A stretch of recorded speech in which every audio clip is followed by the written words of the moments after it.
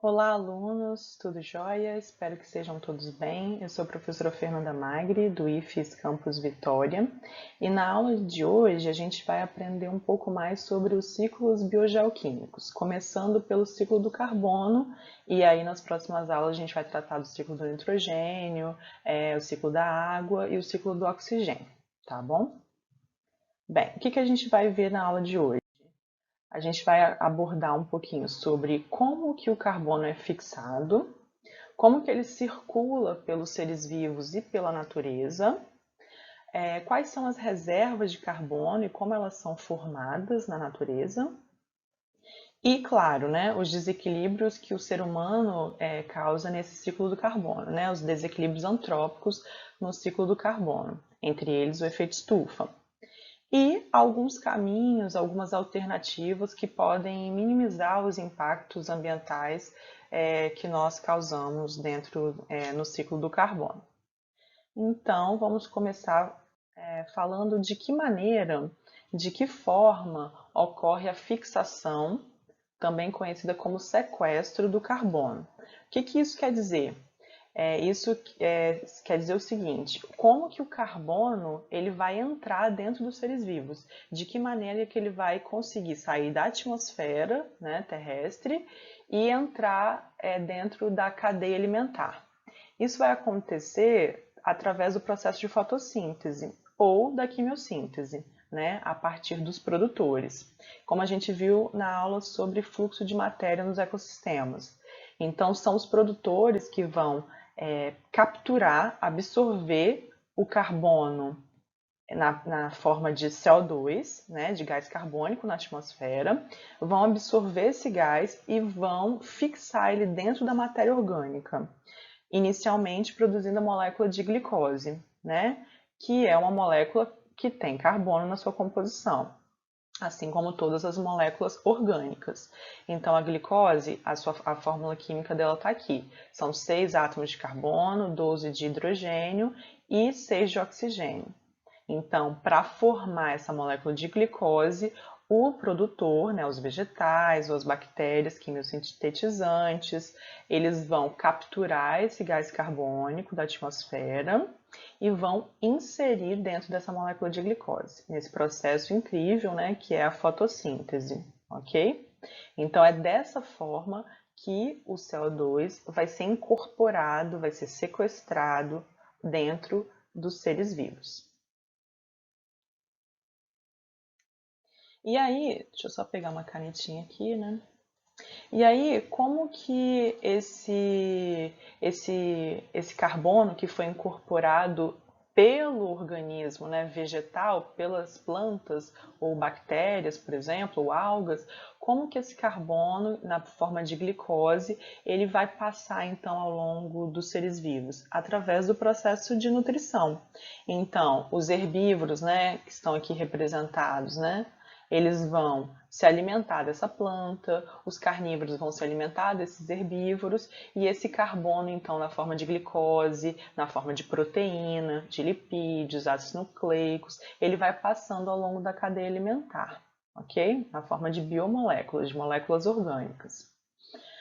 Aí, o que acontece? Quando cada um desses organismos, seja ele um vegetal, ou um animal, ou um fungo, eles morrem, eles vão sofrer o processo de decomposição, né, por bactérias e fungos. E nesse processo de decomposição ocorre o retorno do CO2 para a atmosfera terrestre, né, que está aqui, ó. Essa seta, ela vai fazer o retorno do CO2 para a atmosfera terrestre. Não somente pelo processo de decomposição, mas também e principalmente pelo processo de respiração celular, né, que é aquela reação química metabólica, onde vai se produzir energia dentro das células. Desde os vegetais fazem respiração celular e todos os outros seres vivos, né? Então, quando todos os seres vivos respiram, né, fazem respiração celular, eles vão devolver esse CO2 que foi aprisionado dentro das suas moléculas para a atmosfera. E, portanto, isso configura o ciclo do carbono, né? Tem que ser cíclico, tem que vir de um lugar, A partir da fotossíntese ele é fixado e depois ele retorna para a atmosfera, né, nesses processos metabólicos de respiração e decomposição. E aí, então, a gente tem esses principais passos aí da circulação do carbono no ambiente biótico, né, nos seres vivos, e no ambiente físico, abiótico, atmosfera, ambiente aquático e terrestre, né? Porque esse CO2, ele também vai se dissolver nos ambientes aquáticos, né? A gente vai falar um pouquinho mais disso nos próximos slides, ok? Agora a gente vai falar um pouquinho sobre uma outra forma de devolução do carbono para a atmosfera terrestre, uma forma que só foi possível a partir das atividades humanas. Porque a gente sabe que hoje nós sabemos que grande parte de corpos, né, de seres vivos que viveram há milhares de anos atrás, não sofreu um processo natural de decomposição, né, por fatores ambientais, atmosféricos, de pressão, temperatura e até de soterramento daqueles cadáveres, daqueles corpos vegetais e animais. Aqueles organismos o carbono que estava dentro deles não foi liberado para a atmosfera na forma de CO2. Então ele ficou ali sofrendo um processos químicos metabólicos lentos e aquele carbono foi sendo transformado, gerando um líquido, um gás ou um sólido que a gente conhece como depósito orgânico fóssil, né? Que não sofreu um processo de decomposição rápida como acontece com a maior parte dos seres vivos. E aí esses corpos, esses organismos mortos que sofreram esse processo geraram então esses depósitos que estão debaixo da terra e debaixo dos oceanos, né? Aqui nessa figura a gente tem um depósito orgânico fóssil, aqui nessa parte preta, deixa eu pegar aqui, nessa parte preta aqui, ó, a gente tem esse depósito, né, de carvão. O que é esse carvão mineral? É um depósito orgânico fóssil, é uma parte desses organismos que sofreram essas modificações muito lentas e que gerou esse depósito de carbono, né, na forma de carvão mineral. Quando o ser humano consegue retirar esse depósito debaixo da terra, debaixo do oceano, ele percebe que se ele queimar esse depósito fóssil, gera uma grande quantidade de energia. E aí a gente começa então a extrair esses depósitos ricos de carbono e utilizar para a geração de energia nas atividades humanas, nas indústrias, nos transportes veiculares, né, e para aquecimento. E aí a gente tem um ganho para a sociedade humana de crescimento incalculável, viu? Né? Só que por outro lado tem um impacto ambiental, porque quando a gente queima esse combustível, esse depósito, ele gera muita energia, por isso que ele é um combustível, mas ele também gera a devolução do carbono para a atmosfera, né, ocasionando poluição atmosférica, aumento do CO2 na atmosfera, tá certo? Além do carvão mineral, existem dois outros grandes grupos, né, de combustíveis fósseis, que são, né, além do carvão mineral, o gás natural e o petróleo, né? Então, esses três são esses depósitos que nós utilizamos hoje em dia, né, como combustíveis fósseis. E aí, né, por exemplo, aqui a gente tem uma foto de uma reserva, né, de carvão mineral que foi retirada, né, e o carvão mineral ele é o mais poluente dos três. Né, para uma mesma quantidade de energia produzida, ele gera quase 1,5 vezes CO2 em relação ao petróleo. Né? E o petróleo ele é utilizado, né, ele é destilado nas refinarias e gera gasolina, diesel, piche, óleos, né, que nós também queimamos e geramos aí energia para as nossas atividades humanas. Então esses combustíveis eles são muito utilizados pelo ser humano hoje, né, assim como também o gás natural, como eu falei, né? A principal composição do gás natural é o metano. Tem outros gases também, como o butano, mas o principal é o metano. A gente usa esse gás natural, né, no aquecimento das nossas cozinhas, né, no fogão a gás, às vezes para transporte veicular, né, para geração de energia em indústrias, etc. O gás natural é o menos poluente dos três combustíveis fósseis, né? E aí o que acontece? Todos eles, como eu disse, né, quando são queimados, quando gera o processo de combustão, eles devolvem esse carbono para a atmosfera, na forma de CO2, principalmente, mas também na forma de monóxido de carbono e de hidrocarbonetos, né? Que são moléculas que têm aí o carbono e hidrogênio. Então, esses gases, eles vão aumentando na atmosfera terrestre e ocasionando aí os desequilíbrios do ciclo do carbono. Né? A gente não inventou esse carbono a mais, ele já existia, só que ele estava guardado nessas reservas. E aí, quando a gente pega e queima, a gente devolve para a atmosfera.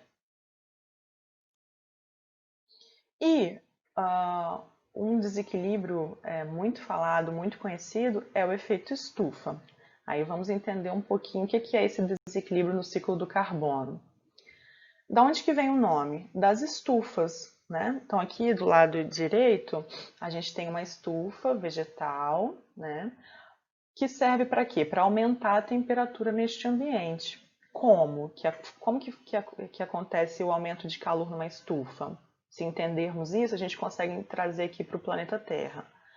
A radiação solar luminosa, ela entra com facilidade, se for um vidro ou se for um outro isolante térmico aqui, né? Vamos considerar um vidro aqui na estufa. Ela consegue passar com facilidade a radiação luminosa, né? E aí essa radiação, ela vai ser absorvida por todos os corpos que estão aqui, vegetais e solo. E ela vai ser convertida, uma parte dela vai ser convertida em radiação térmica, também conhecida como infravermelha. Essa radiação infravermelha, por sua vez, ela não tem facilidade de passar pelo vidro ou por outro isolante como tem a radiação luminosa. Então, quando ela for irradiada aqui por esses corpos na forma de calor e bater no vidro, ela não vai conseguir sair com tanta facilidade. Então, ela vai ficar aprisionada dentro daquele ambiente, formando uma estufa, um ambiente mais quente. Né? E aí, no caso da vegetação, da estufa vegetal, né, vai facilitar o seu desenvolvimento. Isso também acontece, por exemplo, quando você deixa um carro no sol, né, e aí você percebe que a temperatura dentro dele aumentou muito, né, em relação ao ambiente externo, porque o calor ficou aprisionado.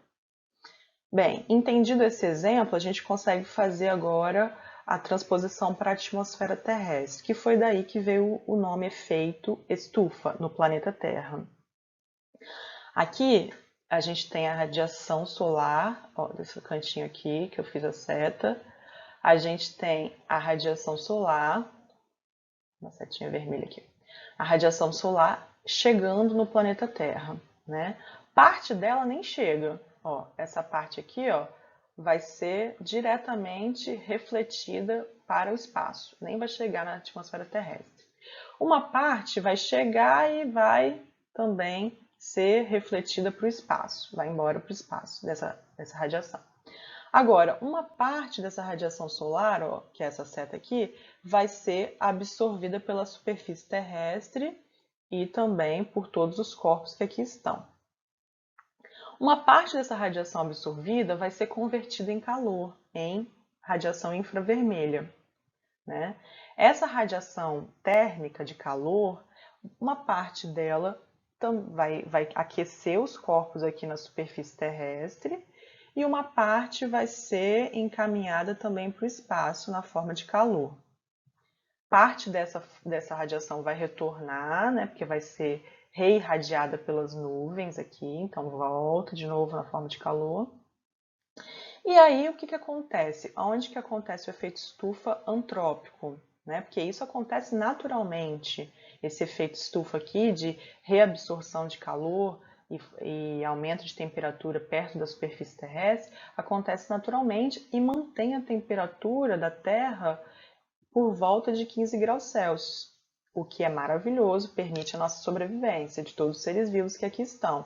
Porque senão, ó, a temperatura da Terra seria de média, menos 18 graus Celsius. Né? Então a maior parte das espécies que aqui sobrevivem hoje não estariam aqui, né?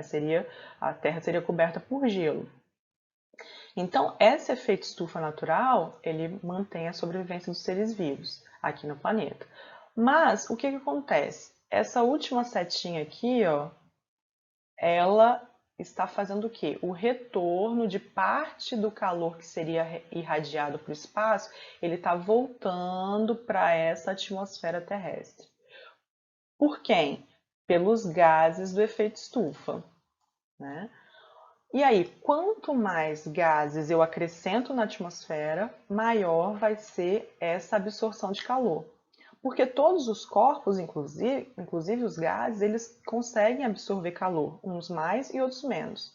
Então, se eu coloco na atmosfera gases que têm o potencial de absorver calor, esse calor, ao invés de ir para o espaço, ele vai ficar aprisionado perto do planeta. Então, os gases do efeito estufa, eles fazem a vez do vidro aqui na estufa vegetal. É como se eles fossem esse vidro, essa redoma, que aprisiona o calor, né, perto da Terra.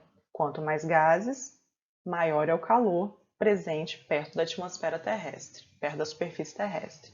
Né? Então, esse é o efeito estufa antrópico, o aumento desses gases na atmosfera, aumentando a reabsorção de calor, que seria enviado para o espaço, e aumentando a temperatura média da Terra, certo? Quais são os principais gases, né, do efeito estufa, natural e antrópico? Temos o vapor d'água, né, o gás carbônico, o gás metano, os óxidos de nitrogênio e também de enxofre e os clorofluorcarbonos, né, conhecidos como CFCs. O CFC a gente vai tratar um pouco mais no ciclo do oxigênio, tá certo? Então esses são os gases do efeito estufa natural, né, que geram então essa temperatura amena de mais ou menos 15 graus Celsius na temperatura da Terra. Só que nós estamos aumentando, então, a quantidade de gás carbônico, principalmente, e metano. Né? E quando a gente aumenta esses gases, então, a gente aumenta a temperatura da Terra pelo efeito estufa. De que forma que a gente aumenta esses gases? Como falamos, da queima nas indústrias para geração de energia, nos veículos, né, para o deslocamento desses veículos, para o aquecimento nas residências e também, como está mostrando aqui nessas fotos, né, nessas imagens, através das queimadas, né, queimando a matéria vegetal. Você então faz a combustão desses troncos, dessas folhas, e aí o carbono que estava aprisionado dentro desses vegetais, ele vai ser então encaminhado para a atmosfera, principalmente na forma de CO2, tá?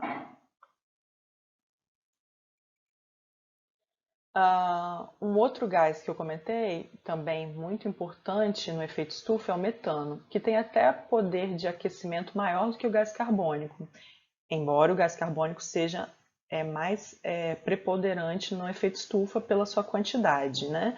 Mas o metano ele tem capacidade de aquecimento maior até do que o gás carbônico. O metano ele é liberado em alguns processos interessantes, através do processo de decomposição anaeróbica, que está aqui, né? E aonde que acontece essa decomposição de forma anaeróbica, sem oxigênio? Por exemplo, nos lixões, nos aterros sanitários, parte da decomposição aqui acontece de forma anaeróbica e libera o gás metano. Aqui, nessa outra imagem, a gente tem também uma outra fonte de metano, que é quando ocorre o alagamento, né, de florestas, de mata. Né? Então, aqui embaixo desse ambiente submerso, esses vegetais eles vão sofrer esse processo de decomposição anaeróbica e também vai se liberar o metano.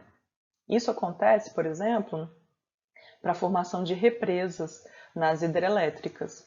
Então, a energia hidrelétrica ela foi tida como uma energia limpa, né, anteriormente, e hoje sabe-se que se ocorrer esse processo de alagamento de áreas vegetais, a liberação de metano ela vai ser muito prejudicial. Então, ela não é uma energia hidrelétrica, ela não é totalmente limpa. Né? As hidrelétricas elas geram sim esse impacto ambiental na poluição atmosférica. Né? Então aqui a gente tem dois exemplos onde o Brasil se encaixa nessa produção e contribuição negativa, né, para o efeito estufa, com os nossos lixões, né, com as nossas hidrelétricas. No slide anterior, uma importante contribuição do Brasil nas queimadas, né, que a gente sabe que são muito frequentes nas nossas florestas, né, ocasionadas pelo ser humano. E também contribuímos aqui, ó, na pecuária, né? O metano ele também é liberado no processo de fermentação do alimento durante a digestão desse alimento nos ruminantes, né? Nos bovinos, por exemplo. Eles liberam metano, né? CH4. Então, como nós somos, né, temos uma pecuária muito extensiva no Brasil, uma quantidade muito grande de cabeças de gado, maior até do que a população brasileira, então a nossa contribuição com o metano é grande nesse sentido, né? Nossa contribuição no aquecimento global, ok? Esses gráficos são muito interessantes porque eles corroboram, né, para a associação entre o aquecimento global com as atividades humanas. É sabido que alguns pesquisadores eles não concordam com essa associação, né, com essa causa. Alguns pesquisadores eles refutam essas hipóteses. Mas o que a gente tem que ter em mente? Que quanto mais artigos são publicados, quanto mais pesquisadores se envolvem no processo de diferentes países, a chance do processo dos dados serem imparciais é maior, né? De a gente ter dados mais contundentes, mais fiéis. Então, quando a gente tem um grupo de pesquisadores, né, de vários países que fazem parte, por exemplo, desse IPCC, que é o painel intergovernamental para as mudanças climáticas. Nesse grupo estão muitos pesquisadores de vários países, né? E foram publicados mais de 3.000 artigos. Com isso, o que a gente tem? Que esses pesquisadores, esses dados, né, científicos, eles associaram fortemente, né, com 95% de chance do aquecimento global hoje ser por causas antrópicas, ocasionadas pelo ser humano e suas atividades, né? Então é isso que a gente tem que ter também criticidade para interpretar as informações que chegam até nós, né? Essa imparcialidade dos dados. E esses gráficos, eles foram gerados nesses estudos, né, e mostram o seguinte. Esse primeiro aqui, gráfico, né, que eu estou sublinhando de amarelo, ele mostra desde 1880 até 2020 o aumento da temperatura no planeta Terra, né? Então a gente chega aqui, ó, né, numa diferença de alguns graus na temperatura do planeta Terra, média, temperatura média. Esse outro gráfico aqui, de cima, ele mostra a emissão de gás carbônico pela queima dos combustíveis fósseis, né? Petróleo, gás natural e carvão. Então a gente tem o aumento dessa emissão de gases pelas atividades humanas. E por último, a concentração de CO2 na atmosfera, né? Que chega aqui em 390 partículas por milhão em 2005, mais ou menos, né? 2010. Então, partindo de menos de 320 em 1955. Então, um acréscimo de concentração de CO2 na atmosférica. Esses dados, embora as metodologias sejam diferentes e pode ter um viés aí na pesquisa, né? Hoje as tecnologias de medição são mais acuradas, né? Tem uma precisão maior. Então isso daí tem que ser considerado. Mas mesmo assim, nos últimos anos, com metodologias específicas e próximas, parecidas, esses dados têm mostrado esses aumentos de temperatura, emissão e concentração de gás carbônico no planeta Terra. E quais são os efeitos que esse aquecimento do planeta Terra vai ocasionar no globo terrestre, né? A gente observa as mudanças nas correntes de ar e de água, e com isso alterações no regime de chuvas, ondas fortes de calor, de seca, inundações mais frequentes, ciclones tropicais e furacões mais intensos, aumento das chuvas torrenciais muito fortes em pequeno espaço de tempo, né? Isso tudo a gente já observa, né, no nosso planeta. Um exemplo que ficou muito famoso, não é no Brasil, foi nos Estados Unidos, foi do furacão Katrina, né, que assolou aí algumas regiões dos Estados Unidos em 2005. E assim como esse, outros episódios, né, têm acontecido no mundo inteiro, claro, no nosso país também, com chuvas mais concentradas em pouco tempo, né, em poucos dias, ocasionando aí alagamentos desastrosos para a sociedade humana, para o brasileira, né?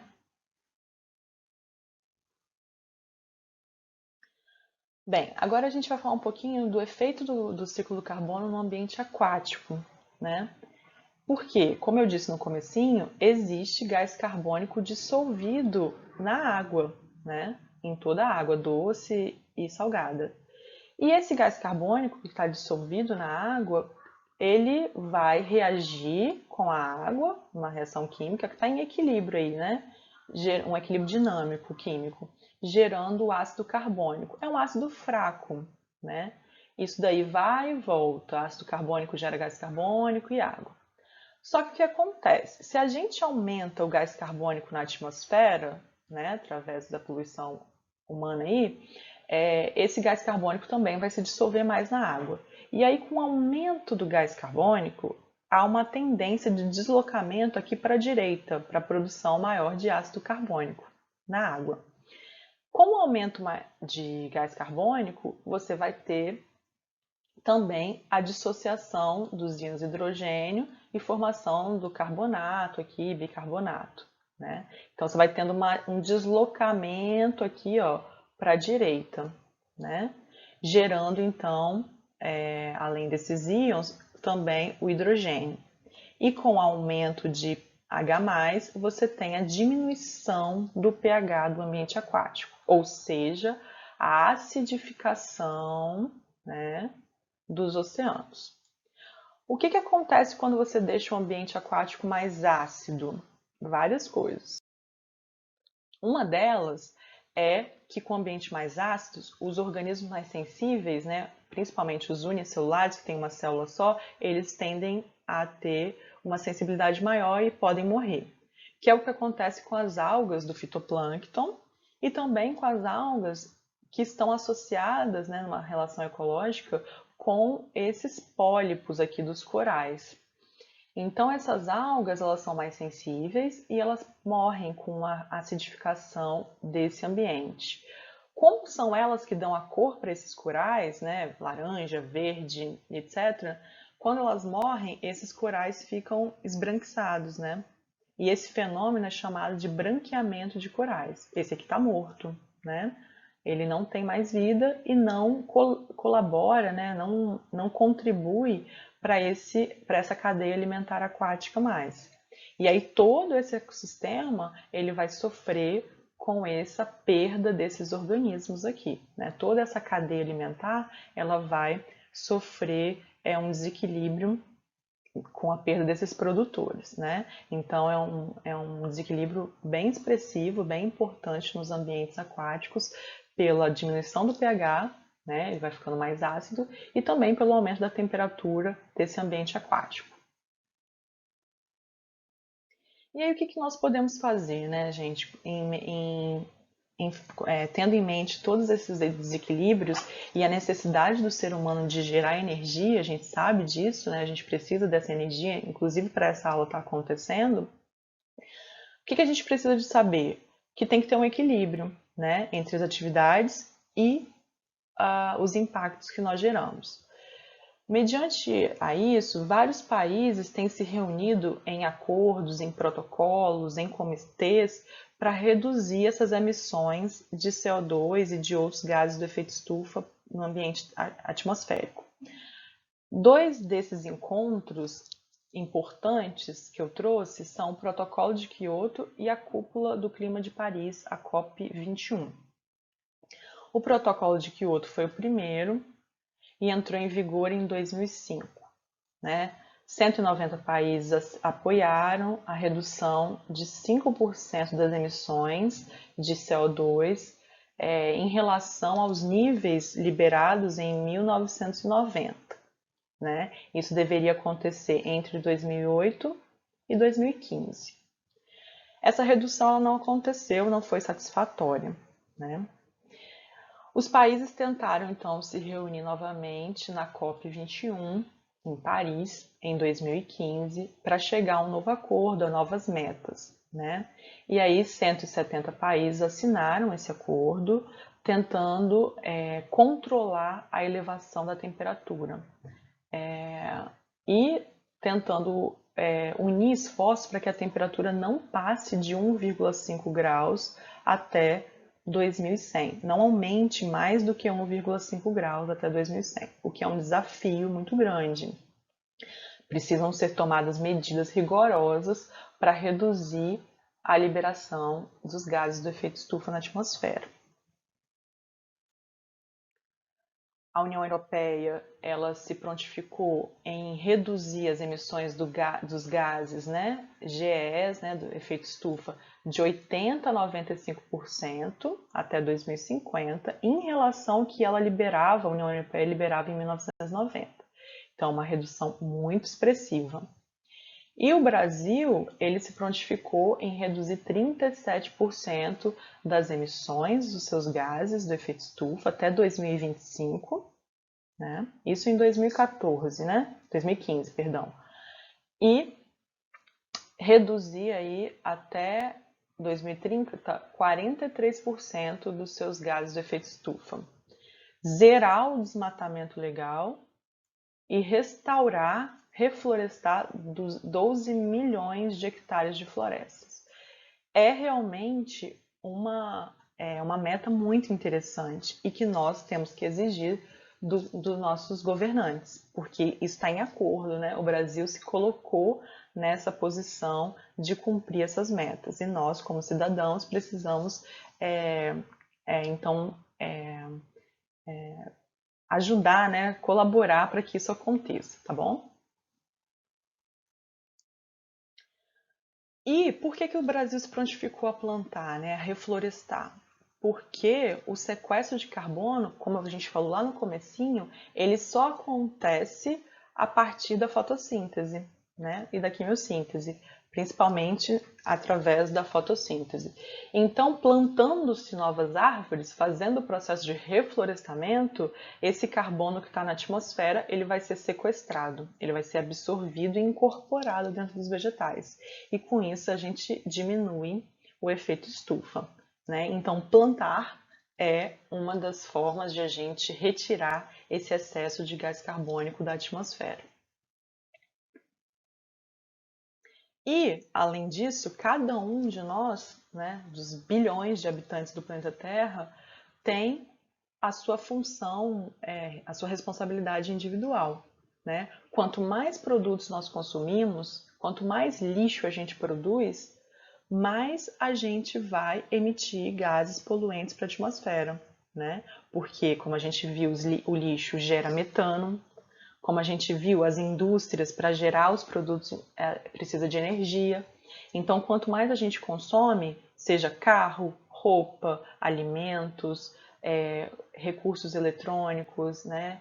Quanto mais ocorre o consumo, mais precisa de energia. E a energia demanda combustível fóssil, né? A energia como a gente está habituado. E aí você tem, então, a poluição atmosférica.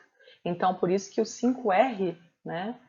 Os 5 R's, eles são importantes. A gente precisa de reduzir nossa emissão de lixo, a nossa geração de lixo. A gente precisa repensar o nosso consumo para que ele se transforme num consumo mais consciente, visando a qualidade ambiental. A gente precisa de reutilizar, de reciclar e de recusar. Será que eu preciso de tudo isso? Será que eu preciso de todos esses produtos, né, para que eu sobreviva? Então, esses 5 R's, né, são formas de cada cidadão repensar a sua vida de forma a otimizar o seu microambiente, melhorar a qualidade do seu ambiente. Mais uma foto, né, ilustrando de que maneira as cidades podem reduzir as suas emissões. Então, tendo um transporte coletivo mais adequado para que as pessoas utilizem mais o transporte coletivo e menos o transporte individual de carros, né? Porque aí você otimiza o consumo desse combustível fóssil, diesel, na sua maioria. Os carros precisam estar regulados mecanicamente para evitar o excesso de poluição lançada por eles, né? As vias precisam de ser melhor repensadas para evitar congestionamentos. As empresas precisam, as indústrias precisam, e nós também, como um todo, precisamos repensar a energia utilizada por nós. Será que o combustível fóssil ele realmente precisa ser utilizado? Né? E aí a gente vai ver que não, que hoje em dia as energias de fontes renováveis, ou seja, que podem ser produzidas em pequeno espaço de tempo, né? A energia pode ser gerada novamente, né? Essas energias renováveis que são reutilizadas, elas são menos poluentes em comparação com as energias não renováveis, né? Que a gente viu que a maior parte são combustíveis fósseis.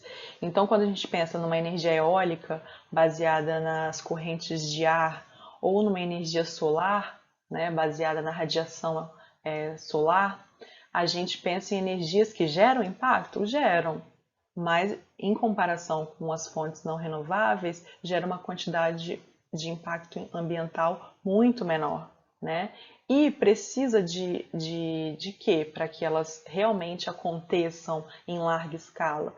Precisa que os governos, né, que os governantes, que as empresas, que as indústrias se mobilizem para que as tecnologias envolvidas na sua produção sejam otimizadas e barateadas, né, o custo seja reduzido, porque só assim elas vão ter como competir com um combustível fóssil que já tem uma tecnologia muito forte ali associada, e aí fica mais fácil a utilização momentânea desse combustível fóssil.